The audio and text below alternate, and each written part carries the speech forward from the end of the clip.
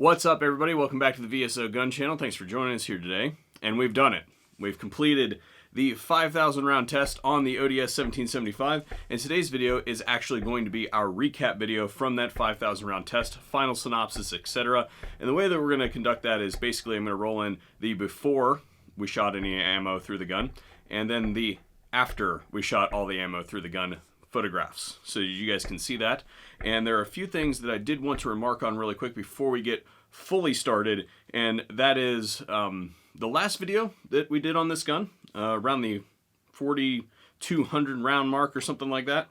There were some comments that seemed to suggest that people think that I was giving this gun a really hard time, and I'm not sure where that comes from, what I said in that video specifically that makes people think that way. I don't know if people are just so used to seeing like hyper-produced product reviews that are bought and paid for that they're not used to seeing guns malfunction. Guns absolutely malfunction. We do testing here. Like, that's what I do for a living. We produce video from real gun testing, and we don't sugarcoat it. So I'm not sure if that's really what's going on, but it seems to me like if a gun malfunctions at all at any point in time, the internet freaks out over it. If your guns aren't malfunctioning, you're probably not shooting enough. I'm just gonna say that right off the top, that if your experience is that your guns don't malfunction, then you don't really have a whole lot of round count under your belt.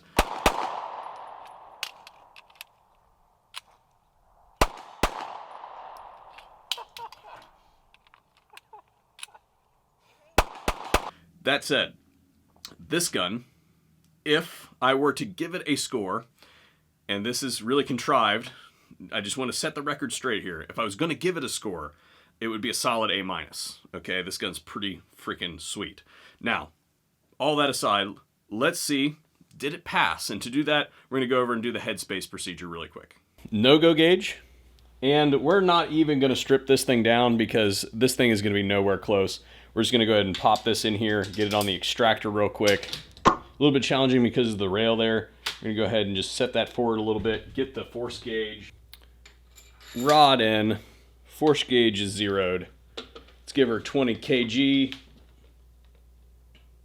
Boom. 20 kilograms on the meter. Not only passes final Headspace, but passes on a no-go gauge with plenty of room to spare.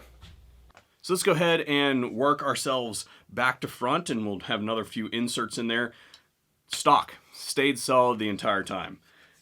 I don't know what else you can ask from a stock other than it stayed solid the entire time. Grip stayed solid the whole time. I don't know what else you can ask for a grip. Rivets and finish. The rivets all look immaculate on here.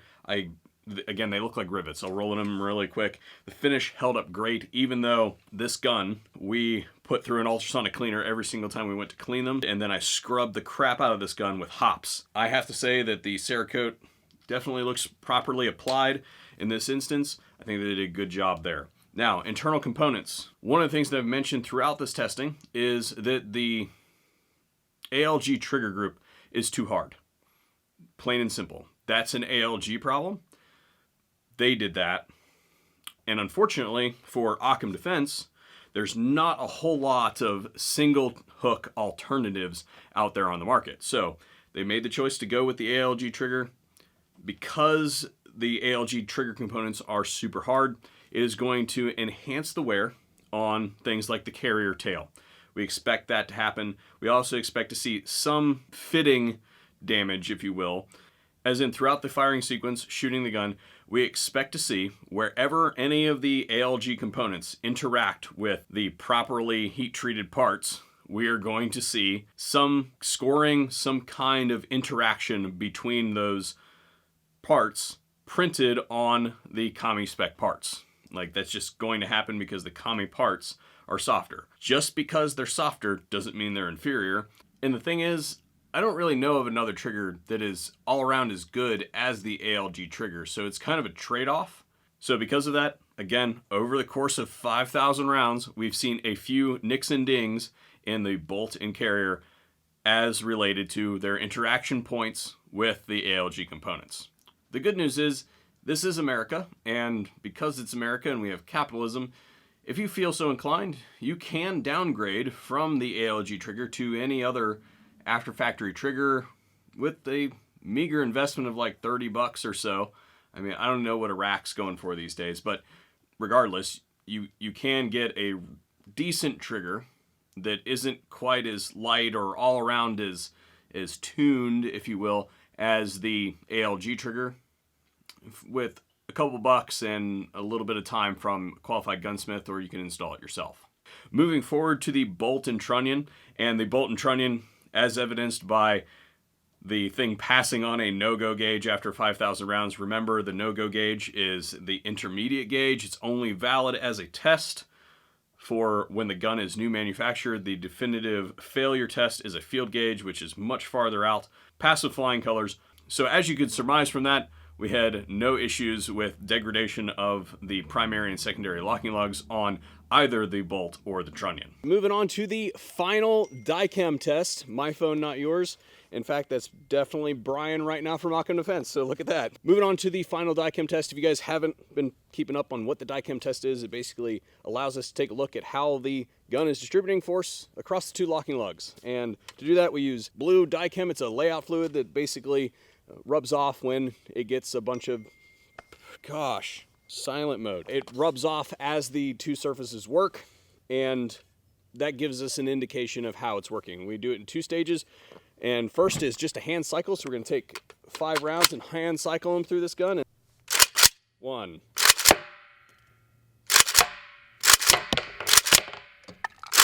And actually, I think I screwed that up, but you get the idea. Let's take it apart, take a look, see how we're doing.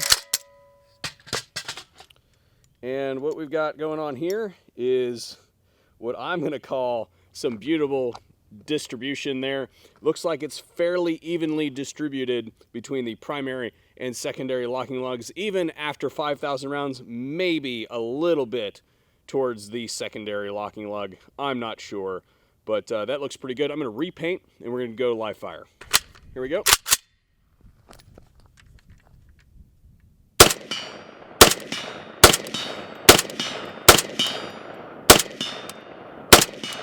Okay, apparently I cannot count. Okay, there were 7 left in that magazine, so we'll get a extra special look here.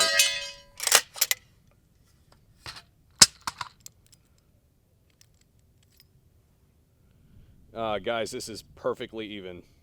All right, this is exactly what I would like to see on every AK bolt that I pull out of any gun that we're testing. So, hey, Occam Defense, pretty good. Pretty good, I gotta say. Moving on.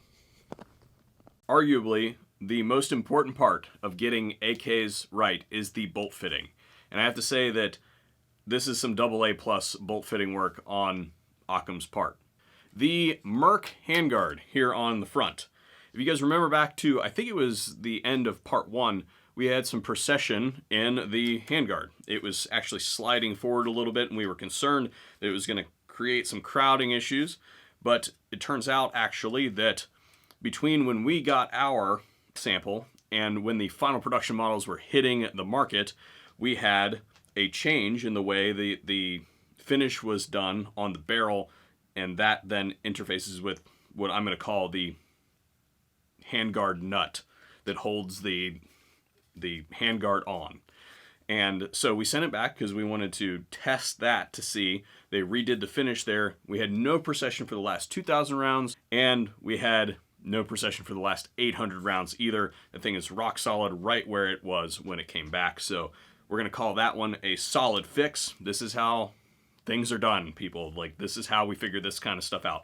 Now, the only thing that I will say about the Merc handguard, and I remarked on this before, is that we kind of roached the heat shield. I did ask Occam about the warping of the heat shield, and they said that they've had 3 returns up to this point. Ours was one of them that exhibited heat shield warpage, and basically what it breaks down to is people who are doing lots of mag dumps, you're going to see the heat shield warp. As a caveat, it doesn't really inhibit the function any. It just looks a little bit wonky. And on the last 800 rounds, we actually had it separate from the handguard body itself. It looks to me like this is adhered with some kind of epoxy of some kind. I would like to see this mechanically bound to the handguard. I don't think that that's an unreasonable ask. That's something that I would like to see happen in future iterations of the Merc handguard, is to see that heat shield mechanically swaged or something like that to the aluminum handguard. Again, beside the point. The barrel.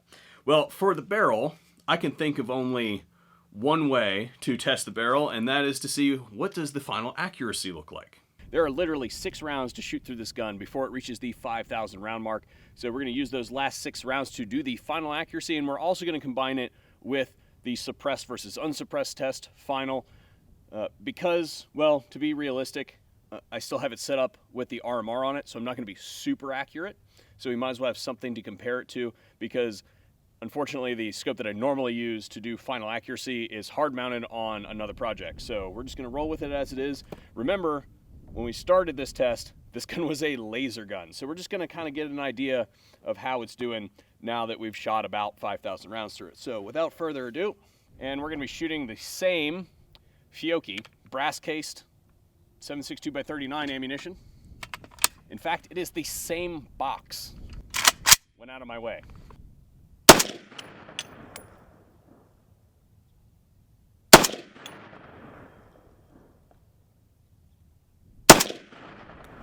Okay.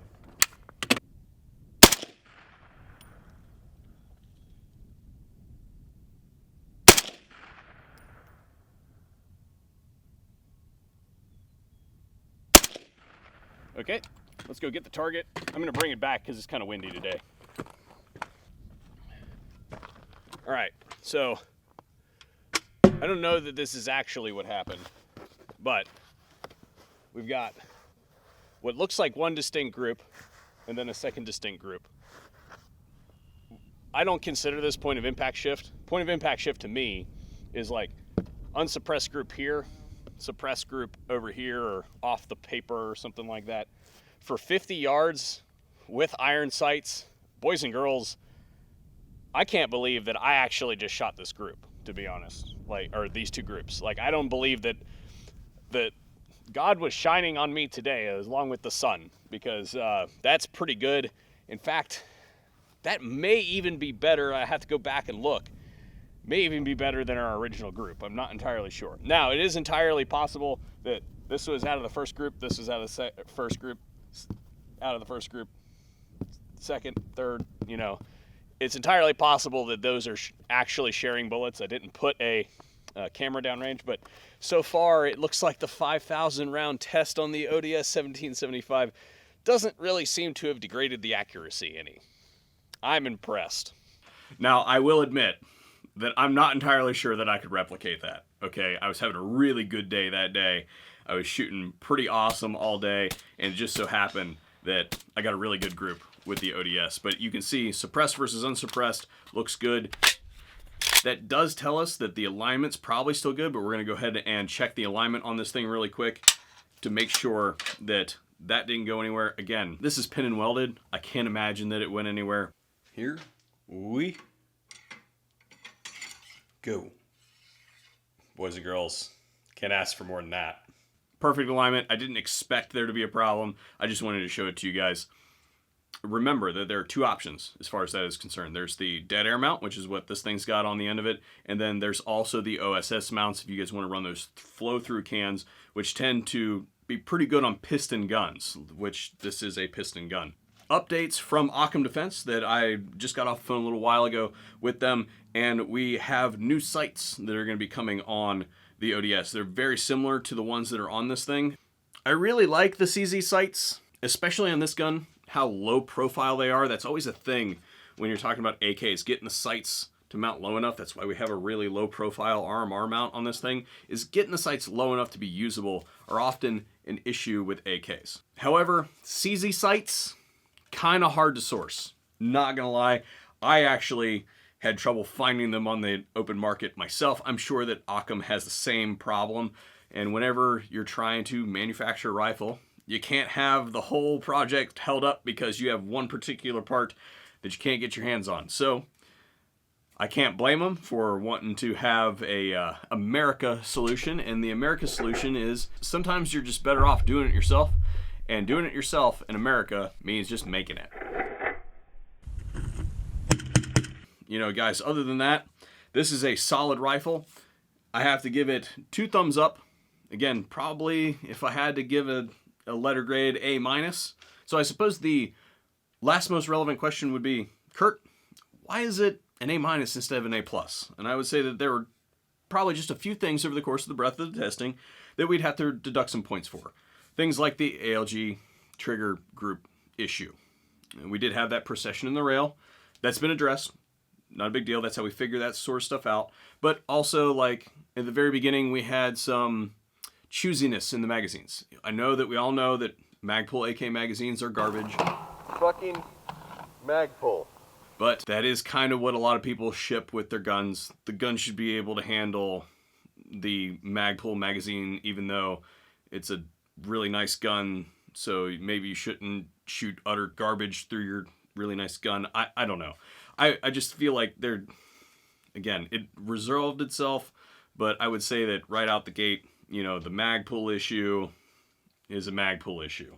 But what I would say ultimately is that, for the record, in case it's been misconstrued up to this point, I'm going to go out on a limb here and say that anybody should feel comfortable with the ODS-1775 as a viable self-defense rifle.